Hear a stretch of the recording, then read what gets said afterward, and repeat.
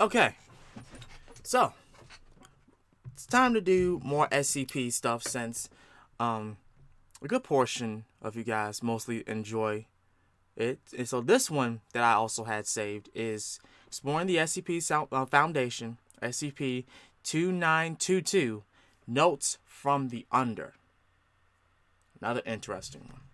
Well, at least in my case. But anyway, let's have a look. SCP-2922 Notes from the Under. I've talked about the afterlife quite a bit throughout this series, from the endless, hellish existence of SCP-2718 to the really trippy realm of death in the End of Death canon.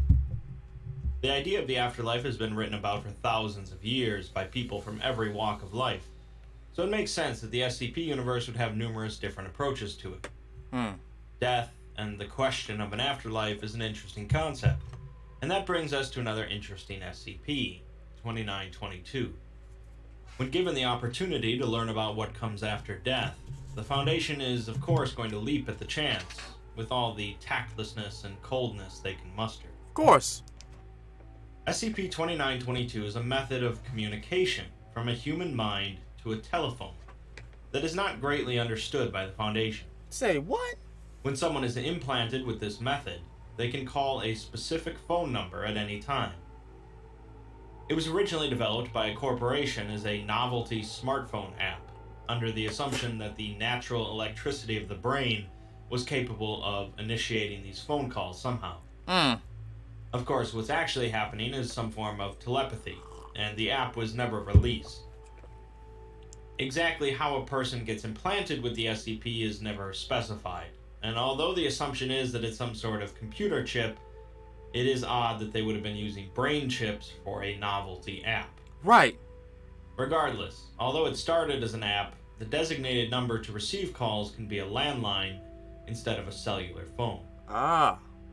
Currently, that designated phone number for 2922 to work is assigned to a landline phone controlled by the Foundation, and a member of something referred to as Project Corbinek must be on hand 24 hours a day to answer any incoming calls. Okay.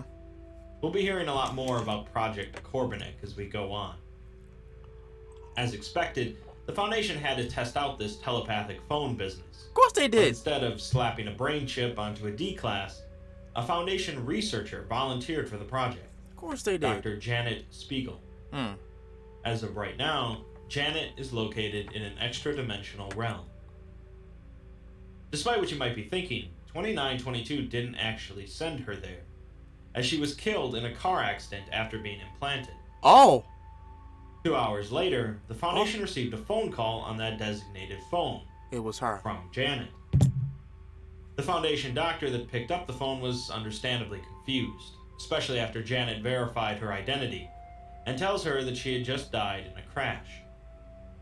Surprisingly, Janet understands that she's dead immediately and says that she's naked in the middle of a desert.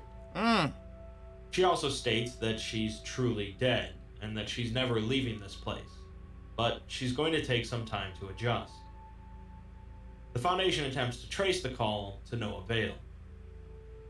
Since the Foundation has someone who is definitely dead in our world and yet still conscious in some other existence, the O5 Council establishes Project Corbinek to use Janet in order to understand the world she's inhabiting. Oh, jeez. In Arthurian legend, Corbinek is the mystical home of the Holy Grail and the birthplace of Sir Galahad. The Council presumably thinks they found the Holy Grail of anomalies, true information about the afterlife. The interviews with Janet continue. She says that the sky there is very dark, with black clouds and no stars, although there are 3 moons. She says that it doesn't feel like nighttime though, and ponders if there even is a daytime and nighttime here, since she hasn't seen a sun at all. She may be in purgatory. There's no wind, no sounds, no animals, and no other people. Janet can still breathe though, as she has a body identical to her body here on Earth, but she doesn't feel any pain, even hunger. She asks the doctor if she can speak to her husband, still alive here, and the doctor says he'll bring it up at the council. Janet plans on walking in a straight line in one direction until she finds something other than sand. She eventually calls back 5 days later, stating that she's seen some freaky stuff and that she's not tired or hungry yet at all. She was getting to the base of some mountains when she found another life form, a primate walking on 2 legs, larger than the mountains. She guesses it was about 2,000 meters high, which would make the creature over a mile in height. The creature had matted black fur all over, with 2 glowing white eyes like searchlights. She doesn't think it had a mouth, and apparently out of curiosity, the creature stepped on her. What? Presumably, she was utterly smashed into the ground, but she says that it hurt like hell for a couple minutes, meaning she can feel pain here, but her skin and bones put themselves back together. Oh. The primate wandered off into the desert, and Janet spotted a camp nearby with hundreds of naked people huddled up together. Some of them are buried waist up in the ground, and Janet believes that they buried themselves due to looking for a place to relax while here. What? She then tells the doctor that she's provided the Foundation with information they'd never imagine of having, and all she wants in return is to talk to her husband. The O5 Council, however, stated that the only people she can talk to are Project Corbinic personnel. Of course. As this is extremely sensitive information. Janet asked them to hire her husband onto the project, but since he's a civilian with an art history degree, it would never happen. Yeah. She swears and hangs up. When she briefly calls back again later, she says that a wagon came to the human camp, driven by a guy in a white robe and a skeletal horse, implying that she's now integrated herself within the camp. The wagon driver told the camp that they are to be taken to the Elysian Fields. The Elysian Fields, or Elysium, is an afterlife concept among the ancient Greeks, where those chosen by the gods for their heroic lives would rest after death in paradise. When the doctor remarks that Janet doesn't sound too happy about this, she simply says, "Yeah, sure," and hangs up. This would be the last time that the Foundation would hear from Janet for 7 months, despite attempts on their part to try and contact her themselves and track down her location. Finally, though, a recorded voicemail was received from her, who explains that she's been following their efforts to track her, and that she's now won the favor of some sort of 7th entity, expunged from the record by the Foundation. What? Janet says that everything she said up to this point was true, but after the wagon driver came, the truth became much more complicated.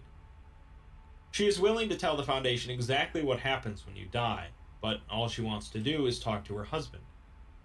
She threatens that if the Foundation's fear and hatred of civilians trumps their thirst for knowledge, she'll know, and then she'll never tell.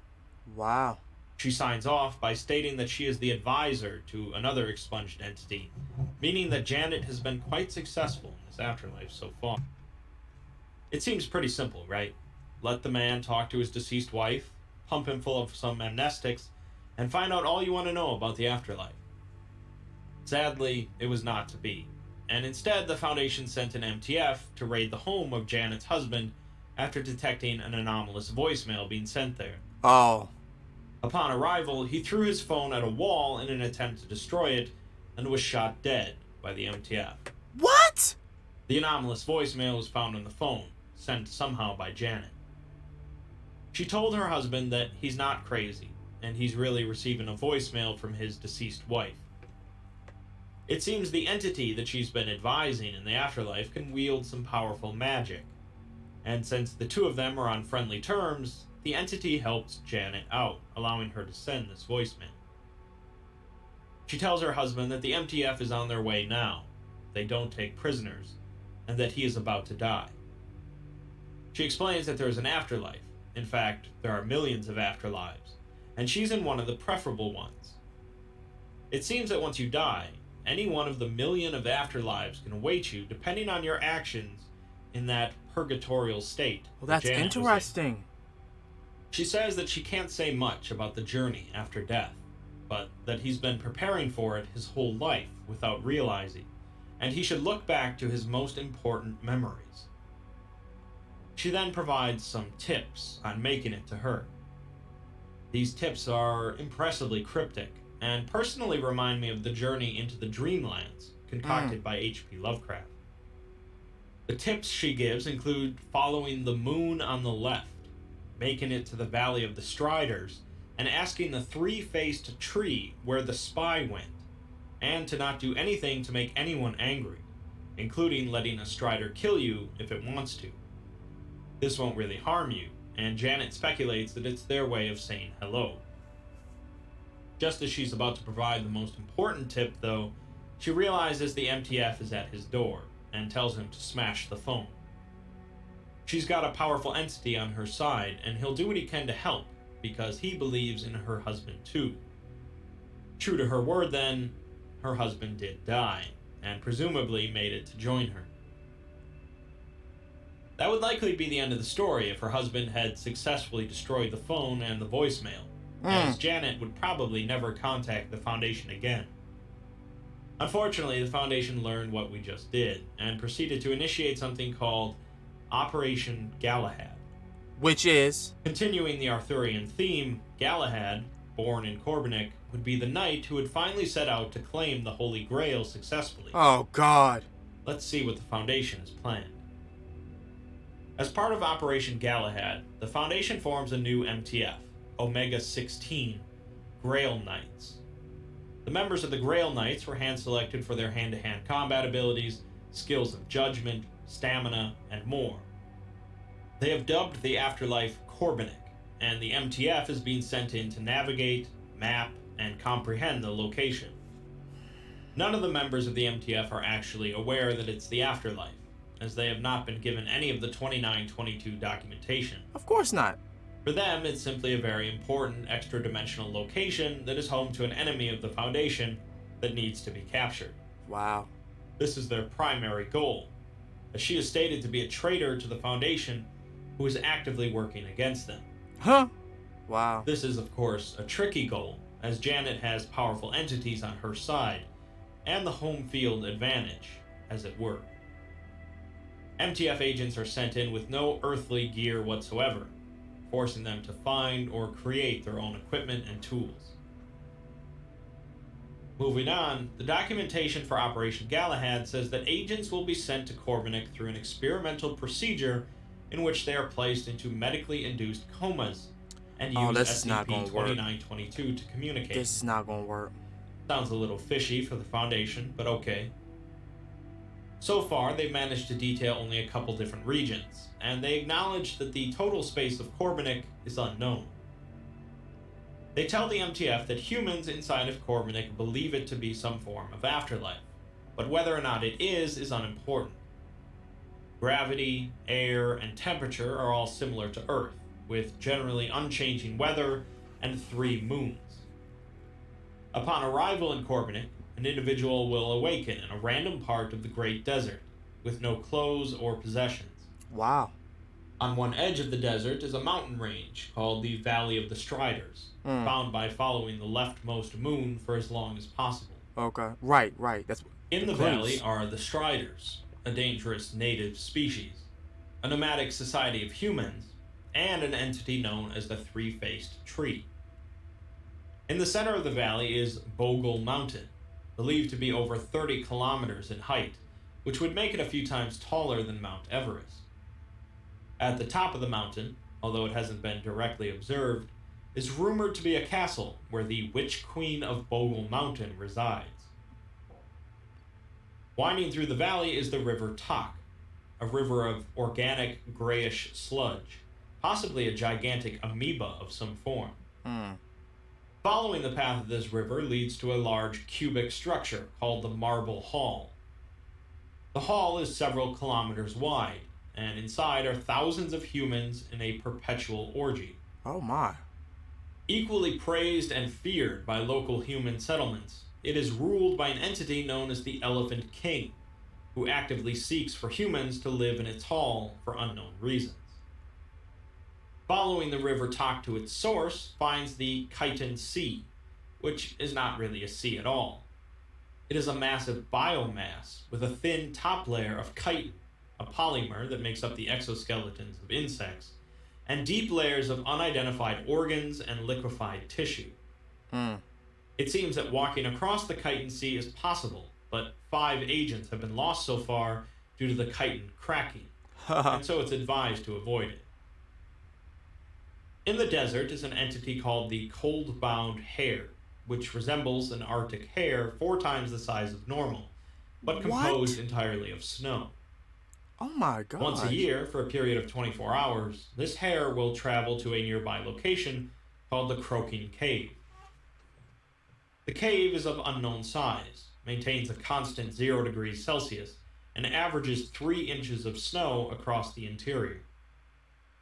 Inside are a number of mechanical constructs, known as the frogs that spit winter, each about a meter tall.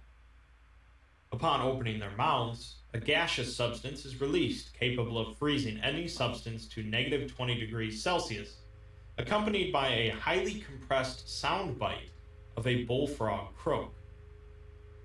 Also living in the cave are around 100 humans, who have settled into a single village tended by an entity called the Flame Bearer, a marsupial organism resembling a kangaroo.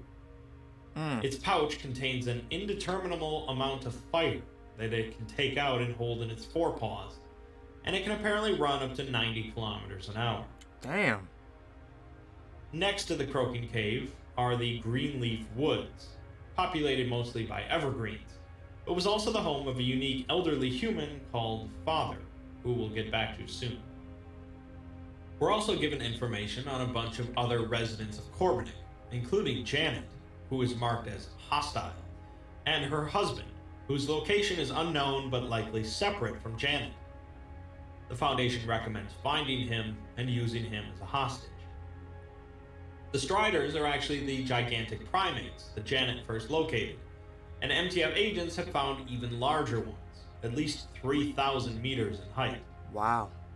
They are peaceful when unprovoked, often attacking humans gently, but if provoked, will make vocalizations that cause human flesh to petrify, or cause humans to teleport to an unknown area, or negate their healing factor. Due to this, Striders are ignored if possible, but they will occasionally grab humans to feed the Witch Queen of Bogle Mountain.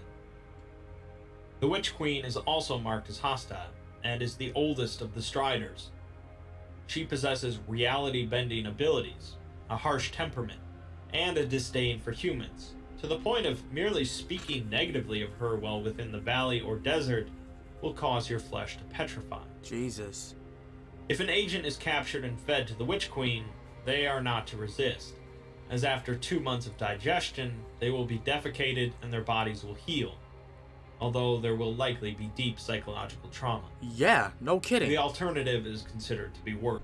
The entity that is associated with Janet is known only as the Impenetrable, and is noted as a hostile reality bender resembling a massive spider. It is said to be the 7th godlike being of a Council of 8, but little else is known about it.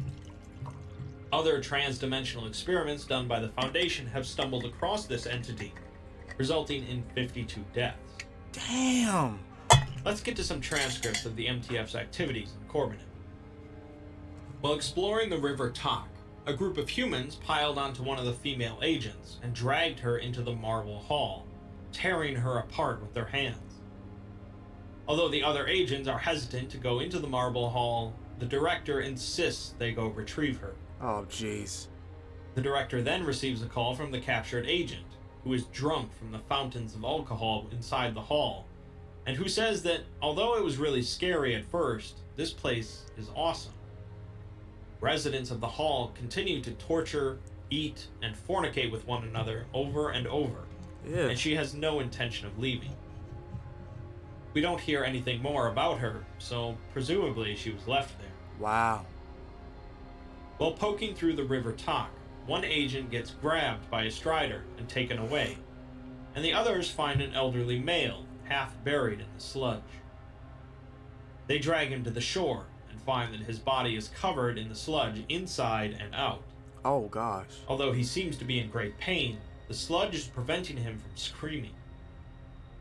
After clearing him out, the man explains that he can't remember his name, can't remember who he was before he got here, and doesn't even think that he's dead. He does say, however, that underneath the Khitan Sea is an entire city, made of caverns, coral, bones, and people. What? Living down there are things that would make an anglerfish scream. And there's something called the Fisher King, another character in Arthurian legend, The Fisher charged King? with guarding the Holy Grail, who floats down there waiting for people so that it can devour them and never release them. It's apparently the god of the Khitan Sea, and everything down there brings it food. He also says that once you see it, you forget that you exist, and everything you were is replaced with looming dread, soon to be a pile of scattered memories and rotten meat. As a nice cherry on top, it resembles a giant eel. If that doesn't sound deeply familiar, check out my video on SCP-3000. While investigating the Croaking Cave, one agent gets attacked by a group of the mechanical frogs and can no longer move. While talking to the director, the agent gets approached by the flame bearer, and the next time the director hears from the agent, he's back outside of the cave. He says that the kangaroo had a flaming head, but he felt protected while near it. He heard it speak inside of his head, telling him that the fire will carry you home. Wow. The next thing he knew, he was back on his feet outside of the cave. In the Greenleaf Woods, which are unbelievably thick with trees, agents found a clearing where an elderly man was resting on top of a stone structure resembling a bed.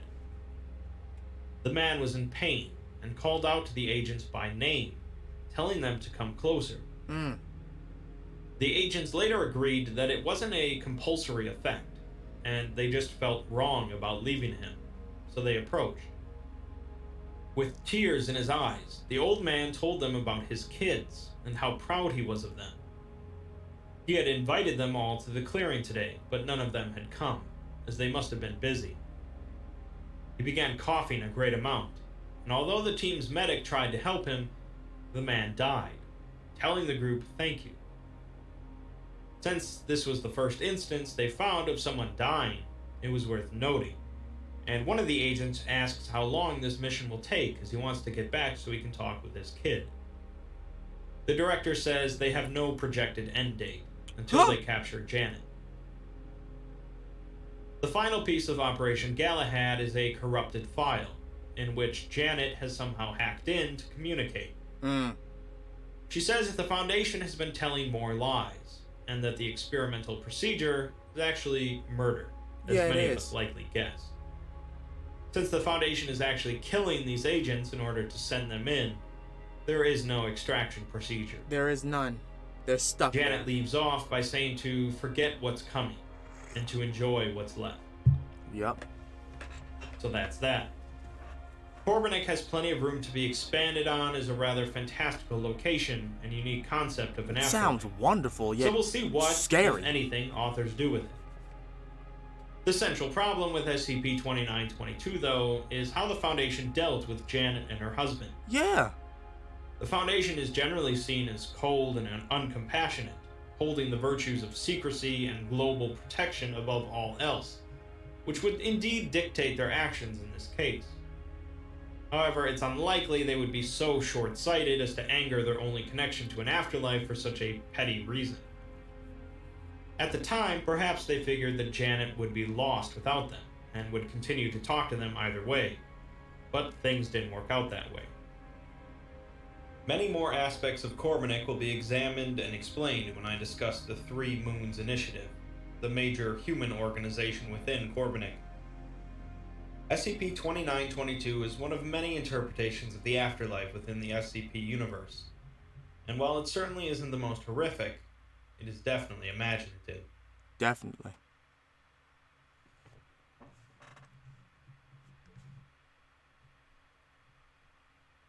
What did you say? Look, I know you're very scared right now. I wish I could be there. Your dead wife is telling you you're about to die, and I know that scares you, especially since you're an atheist. But I assure you, there is an afterlife. There are millions of afterlives. there are as many different ones as there are different types of people. I'm in one of the preferable ones, and you can be here with me if you follow my path. There isn't much I can say about the journey without compromising the whole thing. But you've been preparing for this journey your whole life. You've been given instructions along the way. You just didn't know they were what you just didn't know they were at the time. Look back at your most important memories. This is not hell or heaven or purgatory. This is the final exam.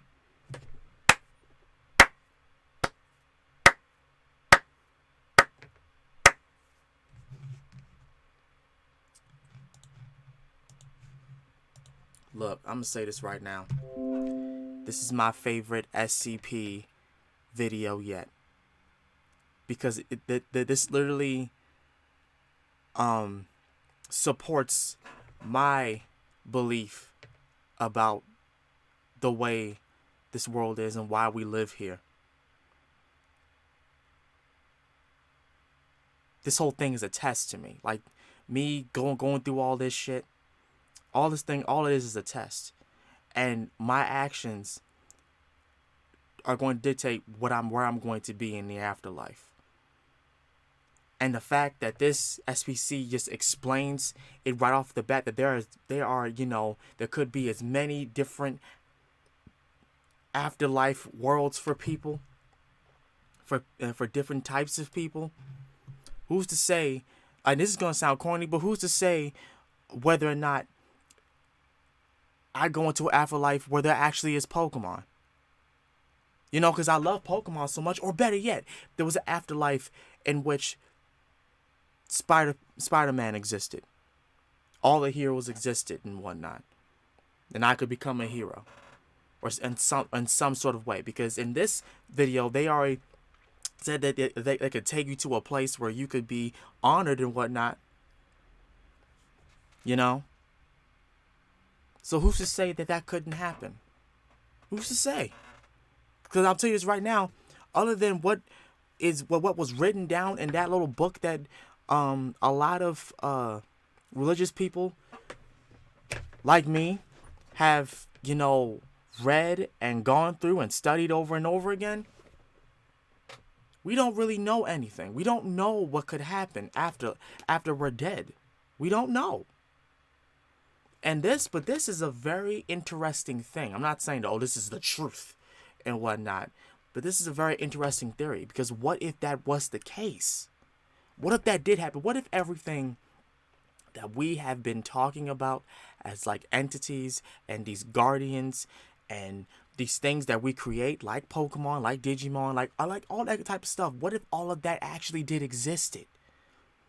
Just by the fact that we've created these things in our head. And since this is about telepathic stuff that goes on with our brain, what if that was the case? What if there actually was, Pokemon or Digimon or stuff like that? And it's not a coincidence that we just came up with these things.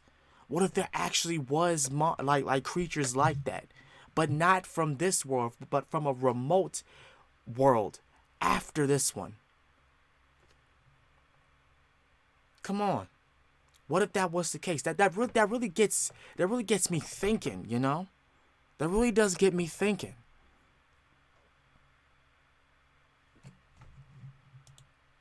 This is not heaven or hell or purgatory. This is the final exam. This whole thing is a test to me.